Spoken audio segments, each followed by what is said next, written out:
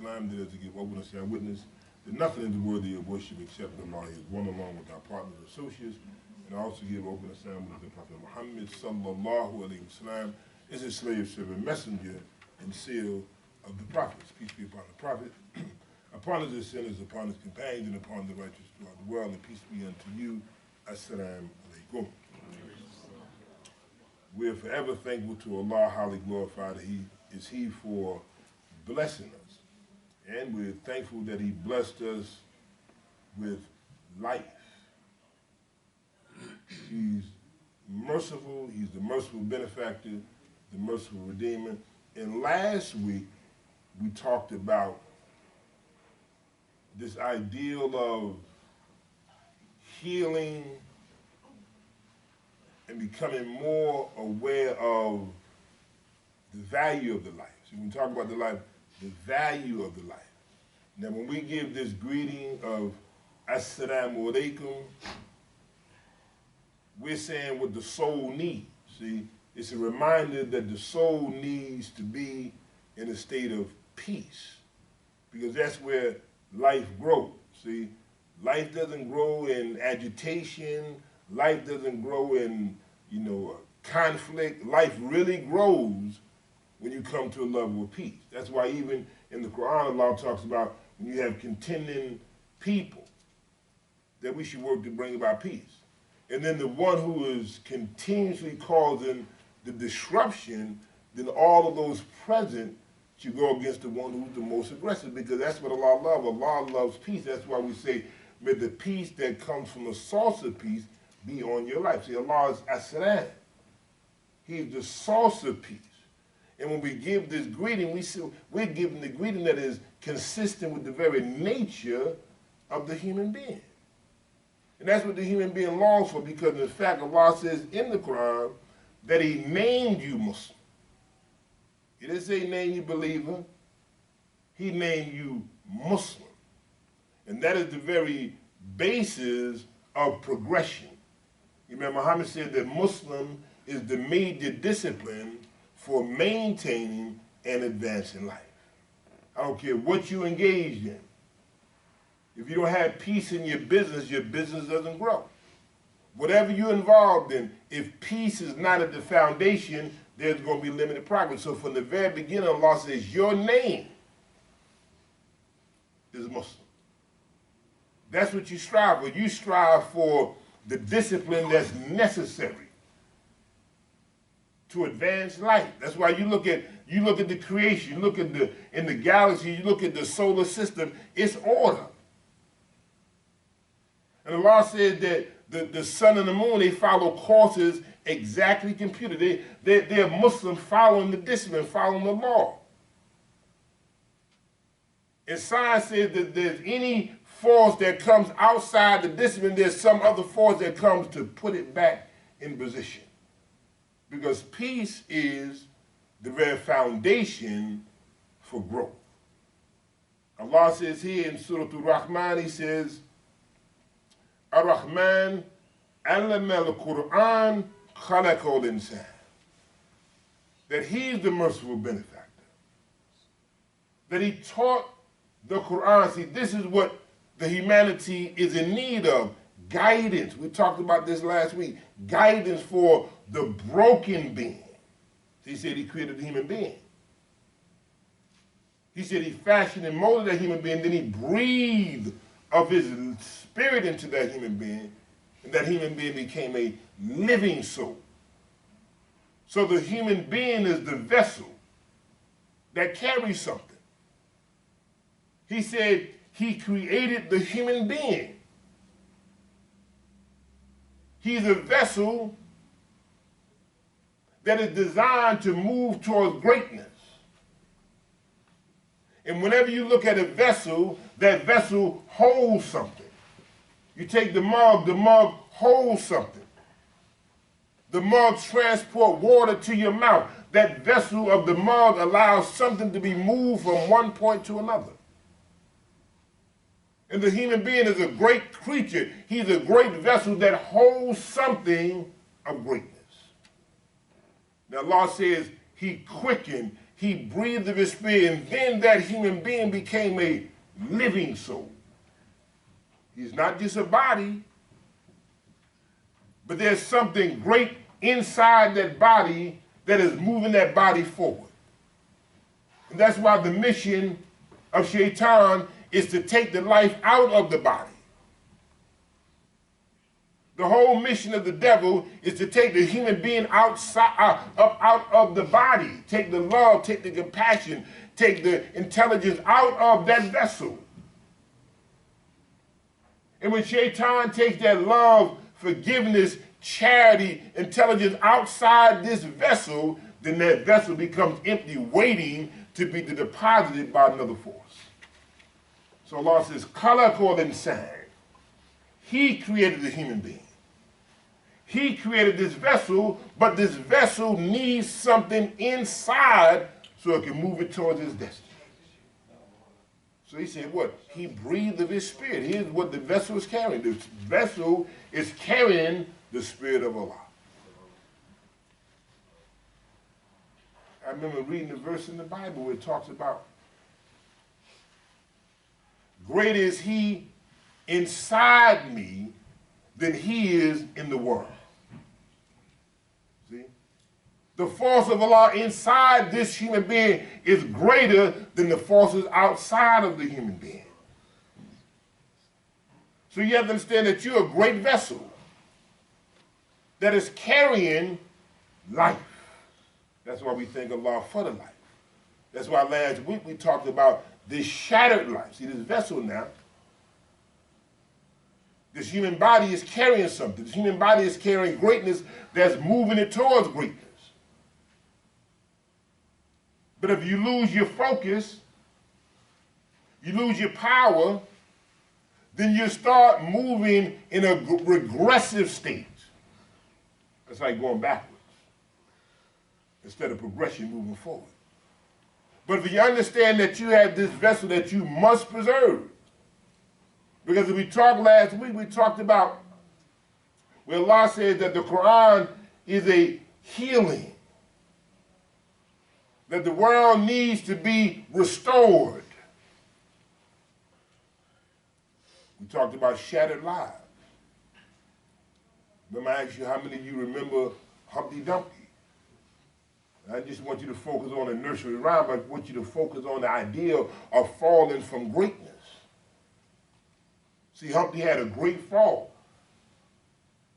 And when Humpty fell on the concrete, the life shattered. And the rhyme goes that all the king's horses and all the king's men, see, here's this vessel that's shattered. And the social scientists try to put them back together. The politician try to put them back together. All the legislators try to put them back together. The sociologists couldn't put them together. And we know, as a matter of fact, that it is the Quran that can bring this vessel back together. So we're moving from all these broken pieces to peace. That's why in Al-Islam, we highly promote the idea of peace.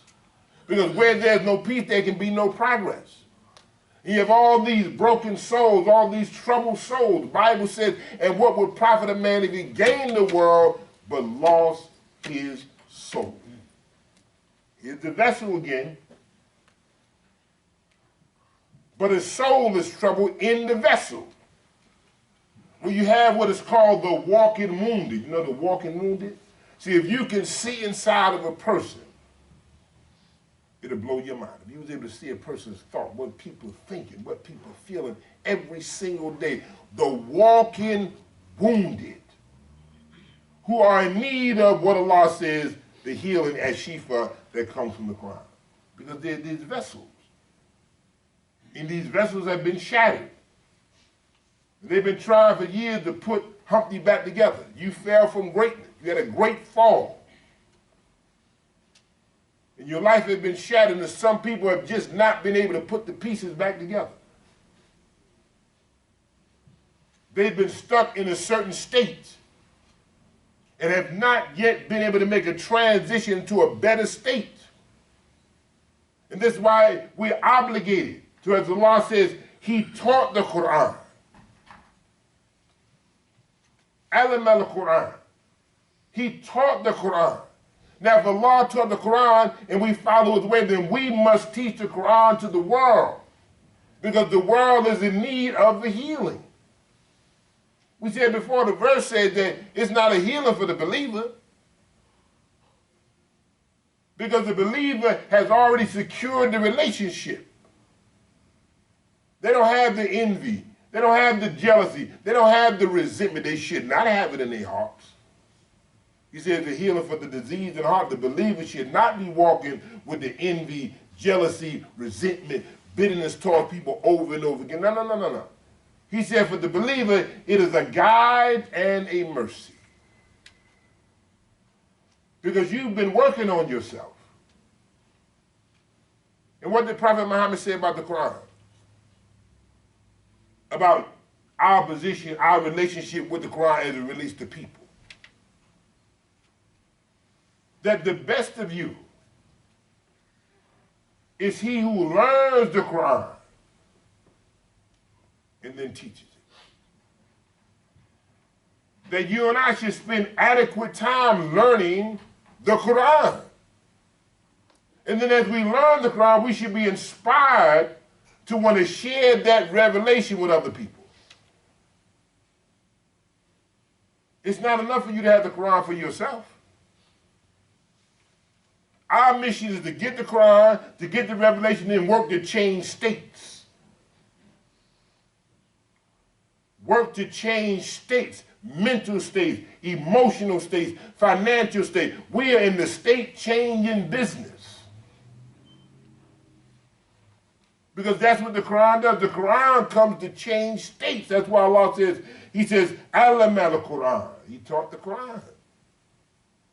And then the verse says, and die not except in a state of Islam.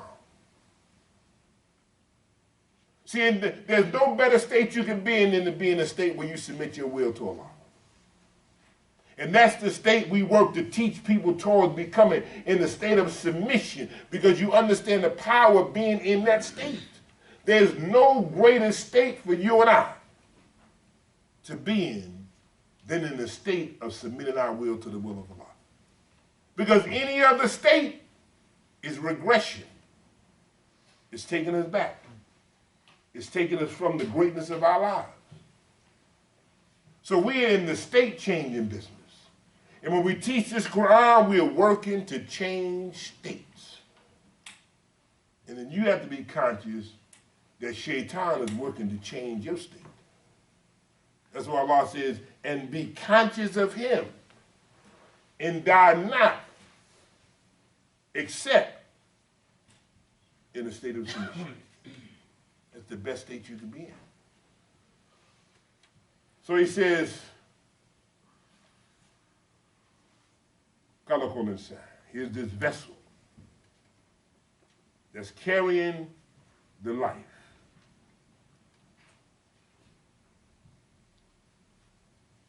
I just turned to this verse, but let me read this verse. It is he who gave you life, will cause you to die, and will again give you life. Truly, man is the most ungrateful creature. I just turned to that verse. We were talking about life. You're a vessel, man. You're a vessel. Allah created you and gave you form, and then he put an abundance of life in your body. But he says that he'll cause you to die and then give you life again. But most people are ungrateful. So we owe something to Allah. He gave us life. We should submit our will to him. We should pay. You remember before we talked about when you had that car, you rent that car, and you take that car off the lot, you drive that car, where you gonna go?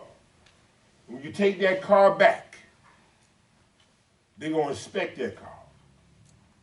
They will see if you took care of the car, if you abused the car, if you cared for the car, and if you didn't treat the car right, there's consequences you got to pay for the problems you caused with that car. Likewise for your life.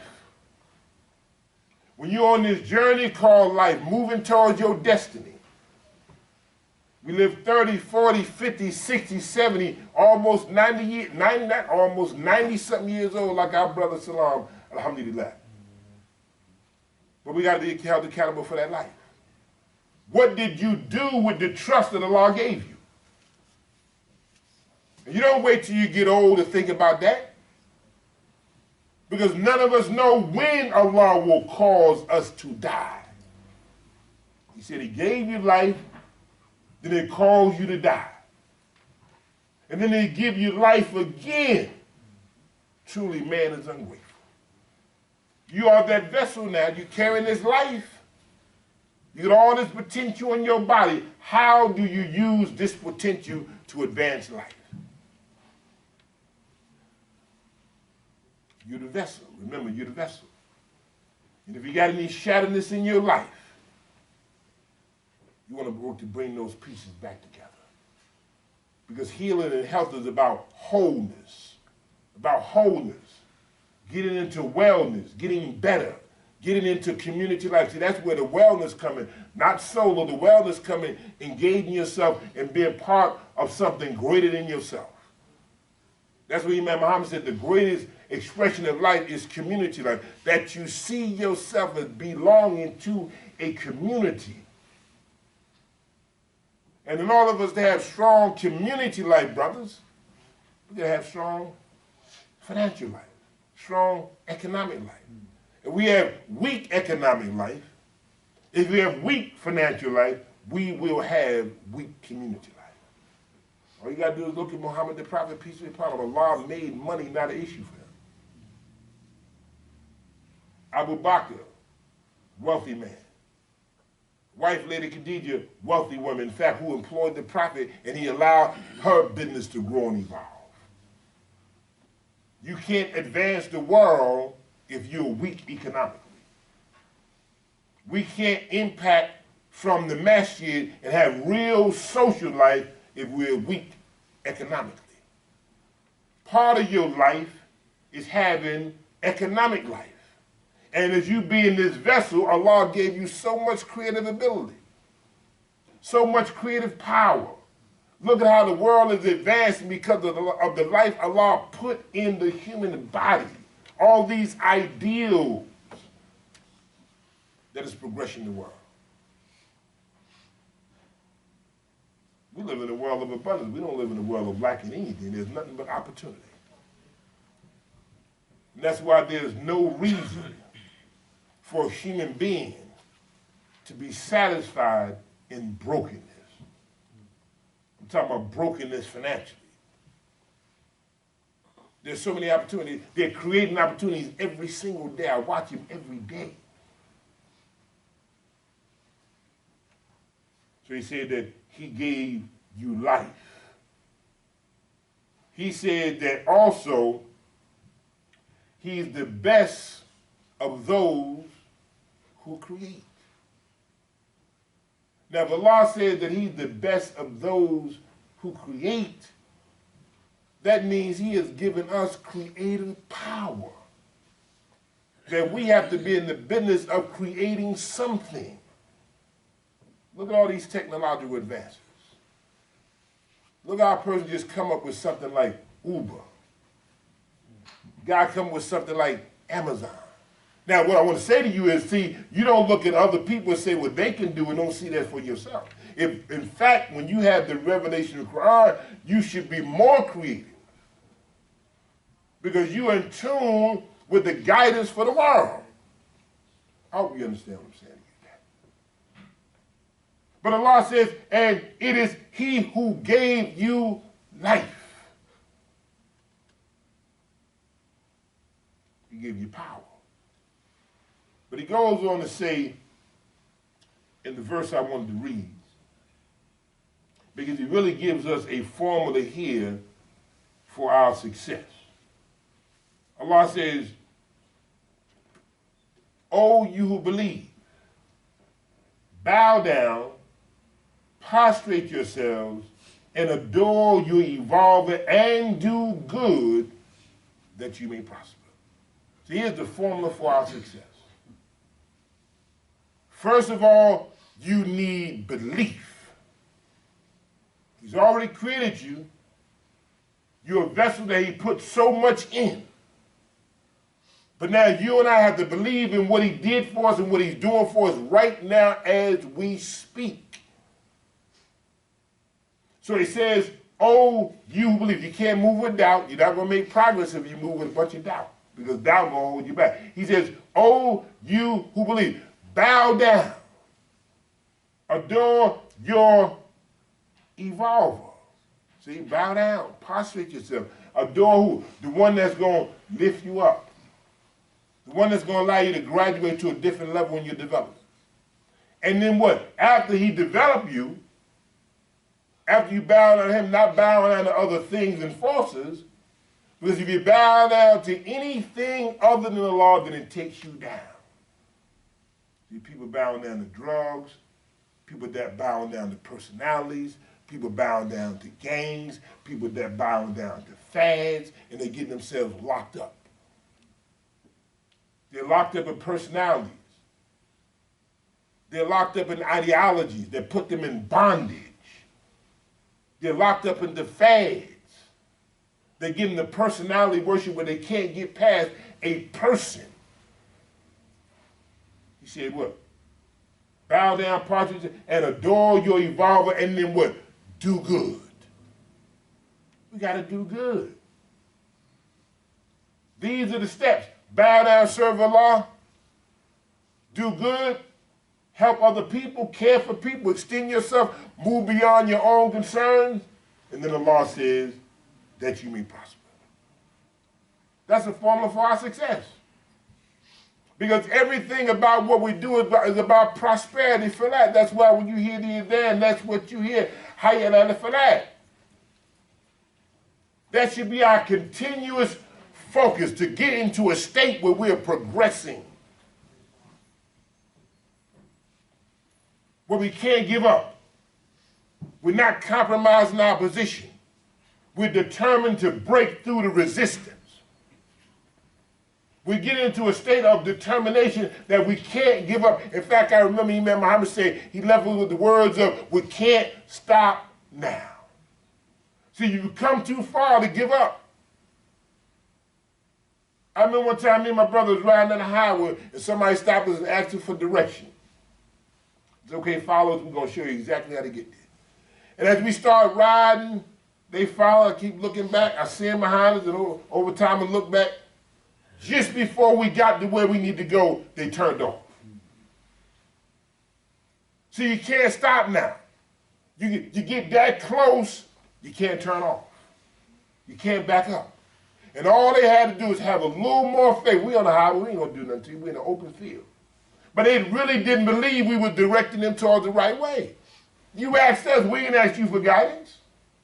As soon as we got, and the turn they made, it took them further away from their destination. We can't stop now. Because the ultimate goal is prosperity. See, when you be like Muhammad the Prophet, you're so much in the determined state, you're going to have the distractors who are going to work to get you out of that determined state, to compromise your position. They told Prophet Muhammad, listen, Peter upon the Prophet, tell your nephew that, what he's doing is disrupting what we're doing. And he got to slow down the momentum. Because it's growing a little much, and it's taking from what we're doing. And his uncle told me, he said, dear uncle, listen, they can give me the sun in my right hand and the moon in my left. See? I'm so determined to do this work. I'm so determined to fulfill this mission that I won't sacrifice. I won't get out of this state, because this state is the best state I can be in, because I am on a mission as the messenger of Allah. See, he understood he was on a mission. And he was in the determined state, and he understood the distractors. And there are forces working to distract you every single day from reaching your destiny. From you realizing true prosperity. From you realizing that you are a great vessel carrying this life that can add to life. So when you're in this right state, it said, and die not except in a state of submission. There's no better state you can be in than a state that you're determined to submit your will to the will of Allah. So he told me, they can give me the sun on my right hand and the moon on my left. There's no compromise. Because the mission is possible. We've been told, we heard these things, mission impossible. People believe that. People buy into ain't nothing you can do. You can't change that state. This mission is not possible. I remember not this movie here with Tom Cruise. I remember in the 70s, the whole series of Mission Impossible, of breaking through all these challenges. That people thought that was not doable. That's some things people buy into today. It's not doable to change these states. It's not doable for people to get off drugs. It's not doable for people to go from brokenness to prosperity.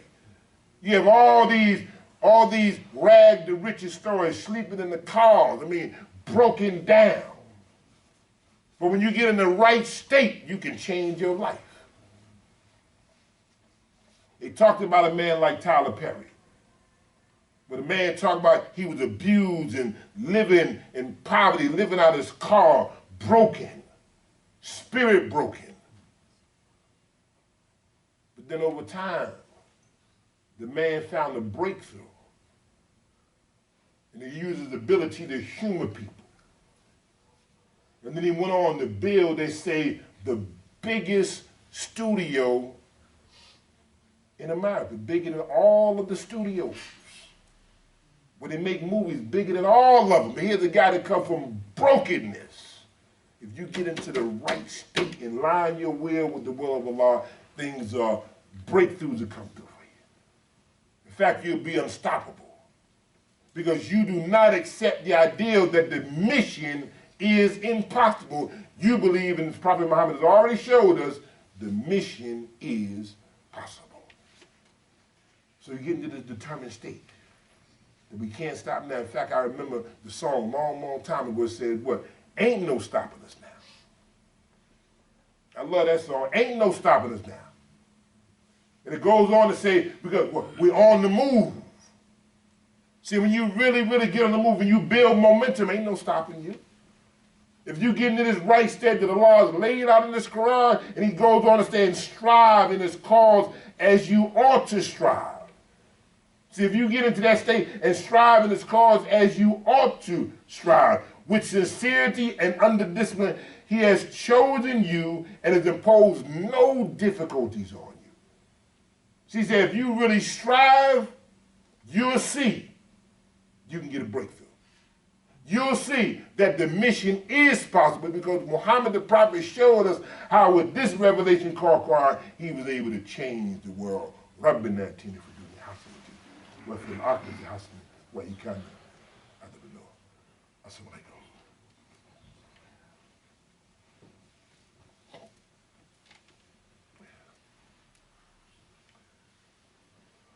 So the verse goes on to say, strive in his cause as you ought to strive. With sincerity and under discipline, he has chosen you and has imposed no difficulties on you in religion. It is the way of your father Ibrahim. It is he who has named you Muslim both before and in this revelation. That's it. He named you Muslim. That's the best state you could be in, a state of submission. Having the discipline that's necessary for progression. You can't grow if you lack discipline. I don't care what you're engaged in. If you don't have discipline, your progress will be limited. You gotta have discipline. You know, you're in business, you gotta know how to grow. How do you manage your resources? How do you manage your own energy and emotions? How do you manage all? You need discipline to grow. So Allah said, and he named you Muslim. That's what's going to allow you to inspire others to change their states. People just lack discipline. It's too much freedom. And too much freedom leads to destruction. You can't be free to do what you want to do. That's why there's laws and rules. The law talks about laws. regulation, street signs and lights. If there's no rules, catastrophe.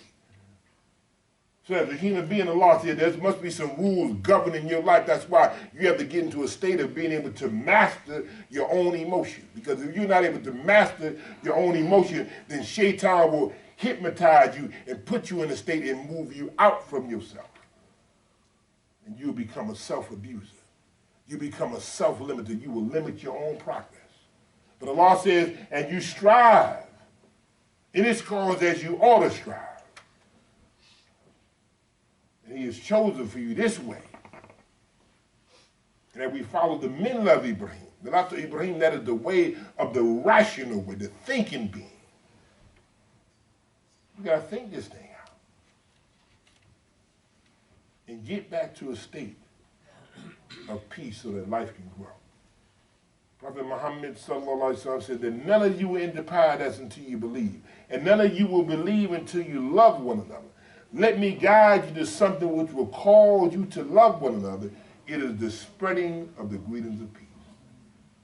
Got to get back to love. That's the key. Got to love yourself, love others.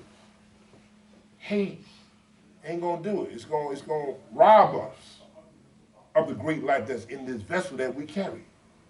Envy, jealousy. It ain't going to do it. We got to love.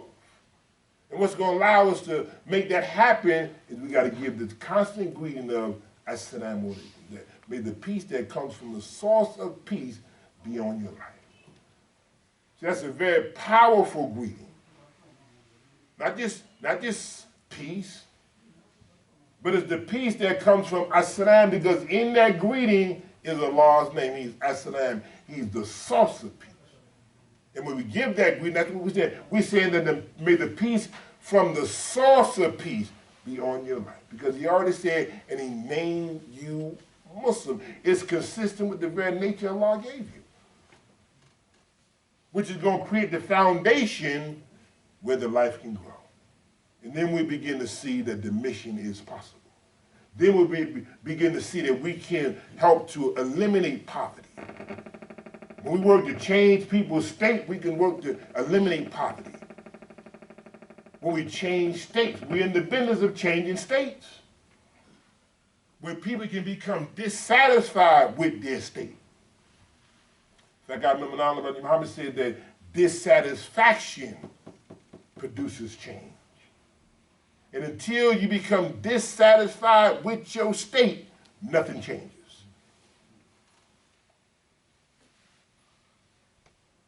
Can't get into a comfort space. You got to move beyond your level of comfort.